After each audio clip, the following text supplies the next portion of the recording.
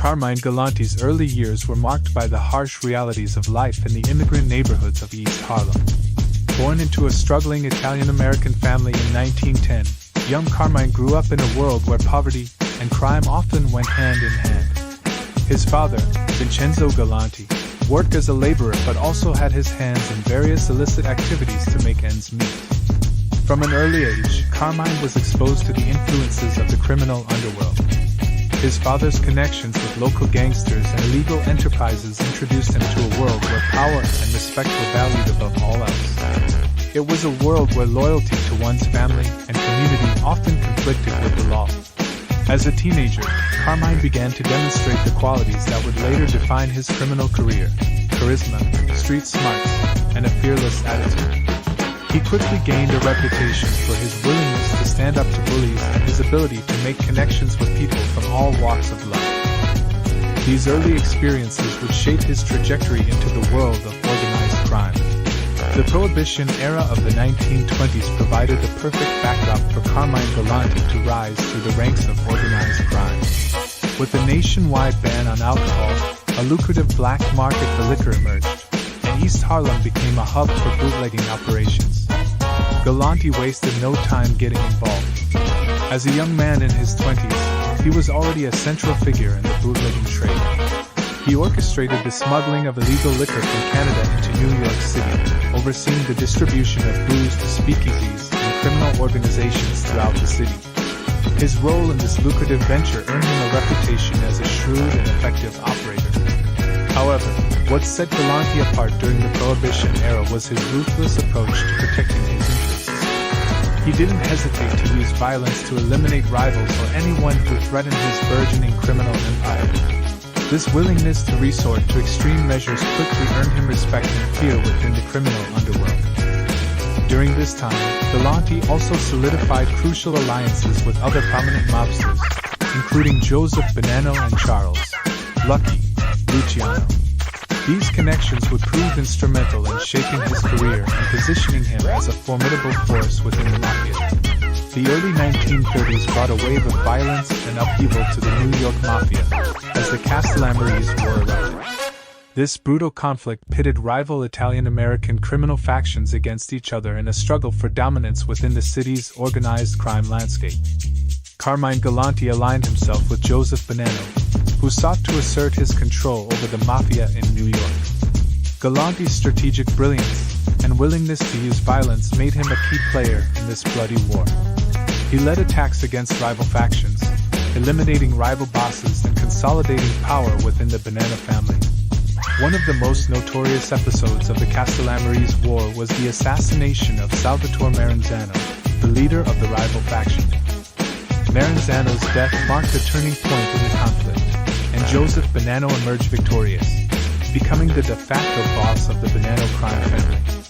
Galante's loyalty to Bonanno during the Castellammarese War earned him a prominent position within the family.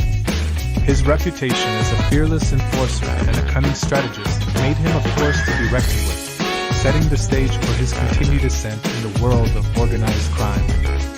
Carmine's criminal activities eventually caught up with him, leading to his incarceration in the 1930s. However, even behind bars, he continued to exert a significant influence over the criminal activities of the Bonanno crime family. Galante's time in prison was marked by his uncanny ability to maintain his connections and coordinate illegal enterprises from behind bars. He used the penitentiary as a base of operations, communicating with his underlings and orchestrating various criminal activities, including extortion, gambling, and smuggling. One of his most notable accomplishments during his time in prison was solidifying his control over the Bonanno family. He carefully orchestrated power plays within the organization, ensuring that loyalists remained in key positions and that his interests were protected. Galante's prison term only served to strengthen his resolve and enhance his reputation as a formidable figure in the world of organized crime. When he was finally released, he emerged more determined than ever to expand his criminal empire and further his ambitions. In the 1950s and 1960s, Carmine Galante diversified his criminal enterprises, showcasing his adaptability and cunning. One of his most famous ventures during this period was his involvement in the illegal gambling industry. Galante operated a highly lucrative numbers racket, which was a form of illegal lottery that generated millions of dollars in revenue. He used his extensive network of associates to collect bets and manage the operation, and his ability to intimidate rivals ensured that his racket remained unchallenged. What truly set Galante apart from other mobsters, however, was his passion for cigars. He became known as the cigar kingpin, and was rarely seen without a cigar in his mouth. This love for cigars wasn't just a personal preference, it served as a cover for his illegal activities. Galante imported and distributed large quantities of contraband cigars, often smuggling drugs and other illicit goods within the cigar shipments. His cigar business provided a convenient front for his criminal enterprises, allowing him to operate discreetly while generating substantial income. Galante's release from prison in 1974 marked a significant moment in the history of organized crime.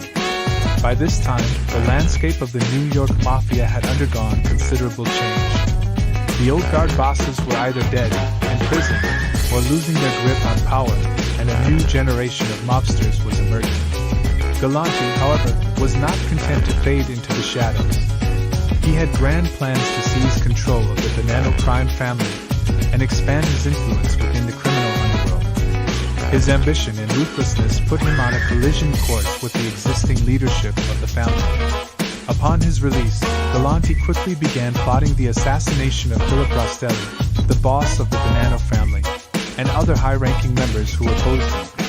He believed that by eliminating his rivals, he could assume leadership and use the family as a stepping stone to even greater power within the mafia. His ambitions did not go unnoticed.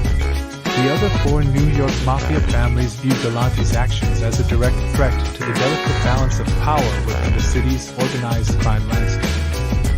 They were determined to put an end to his rise to power and maintain their own influence within the criminal underworld. Galante's relentless pursuit of power and his audacious bid to take control of the Bonanno crime family did not go unchallenged. In fact, his actions had drawn the attention and ire of not only rival factions within the family but also the other four powerful mafia families in New York City.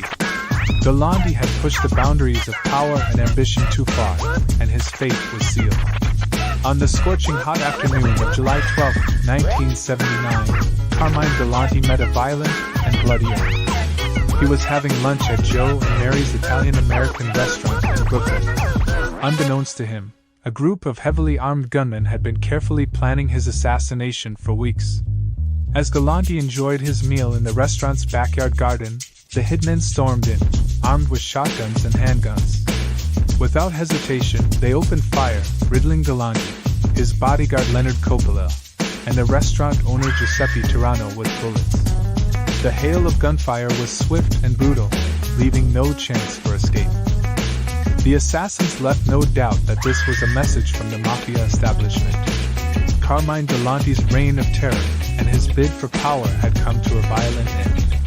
His murder was a brutal reminder of the code of silence and obedience that governed the mafia and the consequences for those who dared to defy it. The violent and dramatic end of Carmine Galante marked the conclusion of a notorious era in the history of the American mafia. His life, marked by ambition, ruthlessness, and a relentless pursuit of power, left a lasting legacy that continues to intrigue and captivate to this day. Galante's story serves as a cautionary tale of the price one can pay for pursuing a life of crime and the fleeting nature of power and influence in the world of organized crime. He was a master of adaptation, evolving from a street-smart thug to a sophisticated criminal entrepreneur. His ability to diversify his criminal enterprises, from bootlegging during Prohibition to the numbers racket and the cigar trade, demonstrated his cunning and resourcefulness. Despite his criminal prowess, Galante's demise served as a stark reminder of the brutal and unforgiving nature of the mafia. His unyielding pursuit of power and his willingness to eliminate anyone who stood in his way ultimately led to his downfall. His assassination was a message to all that in the criminal underworld: power is ephemeral, and loyalty is paramount. Carmine Galante's life continues to be a subject of fascination for historians, crime enthusiasts, and storytellers alike. His legacy is one that simultaneously embodies the allure and the danger of the mafia. A world where ambition and ruthlessness can lead to immense power but also to a violent and tragic end. In the annals of organized crime history, Carmine Galante stands as a complex and enigmatic figure, forever etched into the dark tapestry of the American Mafia.